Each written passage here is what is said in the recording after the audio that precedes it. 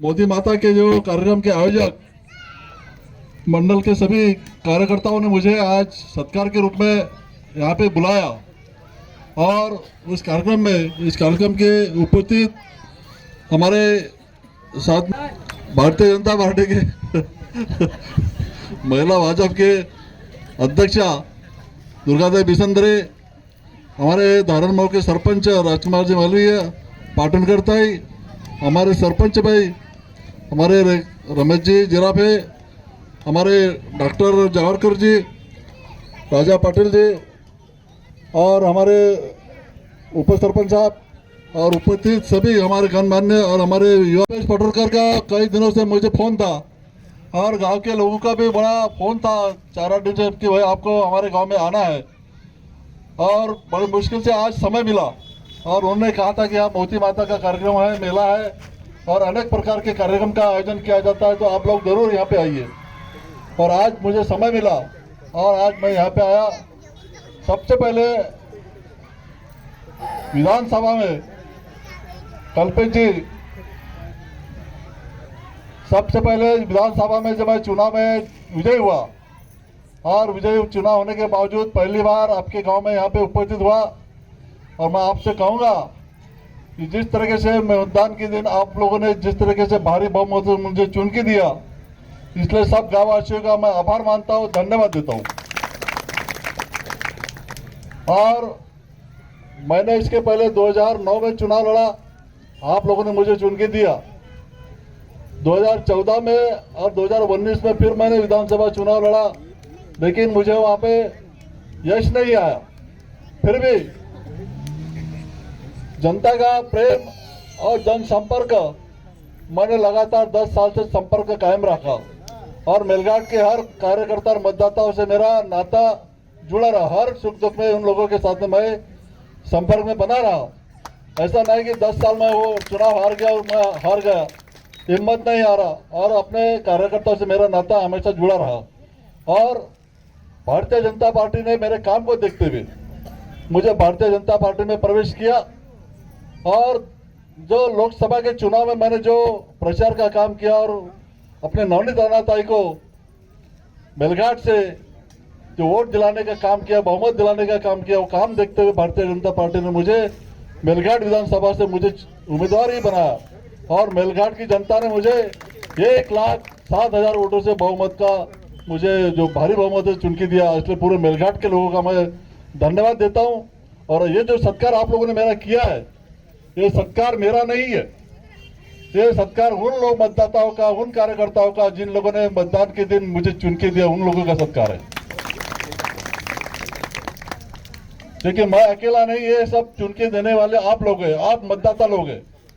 इसलिए इसमें मेरे सत्कार में आप लोग सहभागी है, इसलिए आप लोगों का इसमें सबसे बड़ा सौभाग्य है। और जिस तरीके से पूरे मेलघाट में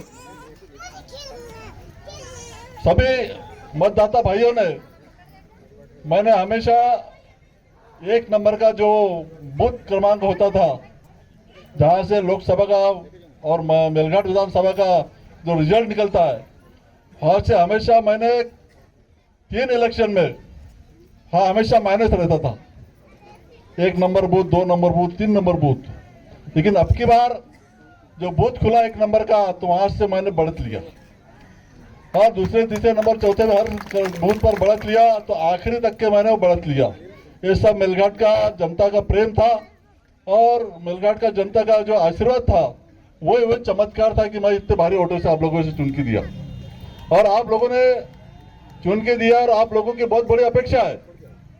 आप लोगों ने जो चुन के दिया और आपका मुझसे बहुत बड़ी अपेक्षा है कि भाई आमदार साहब अपने क्षेत्र में आके कुछ न कुछ अपने को विकास के काम कराएंगे, ऐसी आप लोगों की अपेक्षा है। निश्चित रूप से मुझे भी लगता है कि भाई मेरी जनता ने मुझे वोट दिया है, तो मैं भी अपने क्षेत्र का विकास करूं। मैं आज जिस रोड से आया उस रोड का मैंने गाड़ी में ही बोला मेरे कार्यकर्ताओं को कि मुझे इन गांव वालों ने इसलिए बुलाया कि रोड को दुरुस्त हो। और आते आते हमारे रमेश जिराफे ने जो मेरे को मंदिर की तरफ लेके चले गए, तो मला उधर भी कच्चा रास्ता है, मला उधर भी मंदिर की तरफ भी रास्ता होना चाहिए, बराबर है। और मैं देख रहा हूं कि 10 साल में मैं घुमा पूरा मेलघाट का, लेकिन जो 10 साल के पहले 2009 में जब मैं आमदार बना था उस वक्त जो रोड मैंने बनवाए थे उसके बाद में कोई रोड बना ही नहीं है और वही हालत में वो रोड है। तो मैं आपको यकीन दिलाता हूं जहां जहां भी मेलघाट की रोड खराब है वो रोड का पूरा करने का प्रयास करूंगा और आपको रोड पूरा करने का मैं आपको हामी देता हूं। और जिस तरीके से कल्पेश ने मुझे कहा कि जो 2009 मुझे तो याद भी नहीं कि मैंने यहाँ पर बोरवेल करके दिया था। मैं जब चुनाव के पहले सभा हो रही थी कांडली में, वहां पे मैंने 10 लाख का सभा मंडप दिया था और सभा मंडप में प्रचार कार्यालय चालू था, प्रचार सभा चालू थी और मुझे मालूम नहीं था मेरे हाथ से बना हुआ प्रचार सभा है करके। तो कार्यकर्ता ने बोला कि भाई तुम्हारे हाथ का ये मंडप है, वही अपनी प्रचार सभा चालू है। ऐसे कई काम है कि जो मुझे भी याद नहीं लेकिन कार्यकर्ता को मालूम है कि पूरे मेलघाट में अपन ने विकास के काम किए थे। और आज मुझे भी और मुझे काम करने की लगन है। मुझे वो बड़े बड़े भाषण करना, बड़े बड़े वो वक्तव्य करना वो मुझे पसंद नहीं है, लेकिन जिस तरह की जनता ने मुझे चाहा तो मैं भी जनता को चाहता हूं कि उन लोगों का विकास करूं। और मैं आप लोगों को यकीन दिलाता हूं कि आज पूरे 10 साल से जहां जहां भी रोड है सभी जनता बोला रही कि हमारा ये रोड खराब है, हमारा वो रोड खराब है। यार बिजली की समस्या अभी पैदा हुई है। 2009 में मैं चुन के आया था तो उस वक्त बिजली की समस्या पैदा हुई थी, तो उस वक्त 132 kV का मंजूर करके अपन ने लाए थे।